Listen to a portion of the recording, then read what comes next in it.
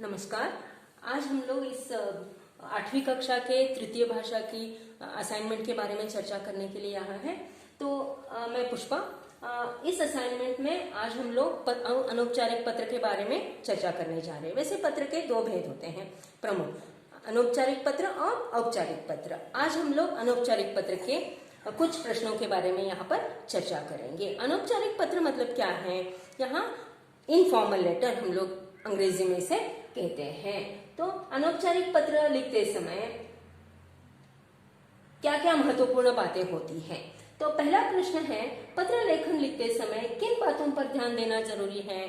तो यहाँ पर पत्र लेखन क्या होता है? पत्र लेखन विचारों के आदान प्रदान का एक सशक्त माध्यम है। सशक्त मतलब बहुत ही प्रभावी माध्यम है। पत्र लेखन ये बहुत ही इफेक्टिव मीडियम है जो हम लोग हमारे मन के विचारों को दूसरों के साथ क्या करते हैं? आदान प्रदान करते हैं।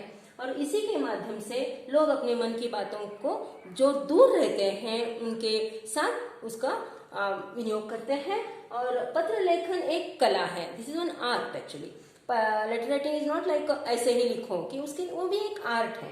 तो पत्र लिखने के लिए निम्नलिखित बातों को बहुत ही महत्वपूर्ण बातों को ध्यान रखना बहुत जरूरी है। जैसे कि पहली बात जो है, पत्र की भाषा सरल, स्पष्ट व सरस होनी चाहिए। पत्र की भाषा, language which you write in the letter should be सरल। सरल मतलब क्या है? इजी, आसान।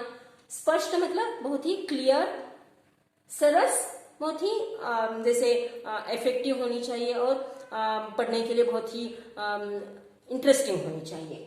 और दूसरी बात यह है कि पत्र भेजने वाले का नाम, पता, दिनांक आदि का स्पष्ट उल्लेख होना चाहिए। जो पत्र भेजता है, सेंडर जो होता है, उस सेंडर का नाम, नेम, एड्रेस एंड डेट, तीनों बातों का बहुत ही स्पष्ट रीति से उल्लेख वहां पर होना चाहिए। Should mention the name of sender, name, address and date, everything should be very clear. And तीसरा मुद्दा है, पत्र प्राप्तकर्ता की आयु, संबंध, योग्यता आदि को ध्यान में रखते हुए भाषा का प्रयोग करना चाहिए।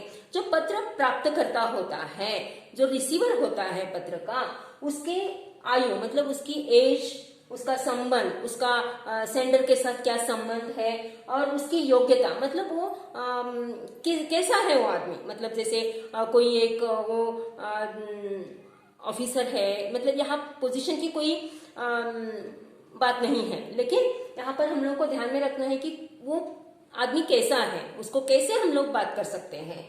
और ये सब इन सब बातों को ध्यान में रखते हुए उस तरीके की भाषा का प्रयोग वहां होना चाहिए। और अंत में पत्र के अंत में लिखने वाले और प्राप्त करने वाले के संबंधों के अनुरूप शब्दावली का प्रयोग अवश्य होना चाहिए।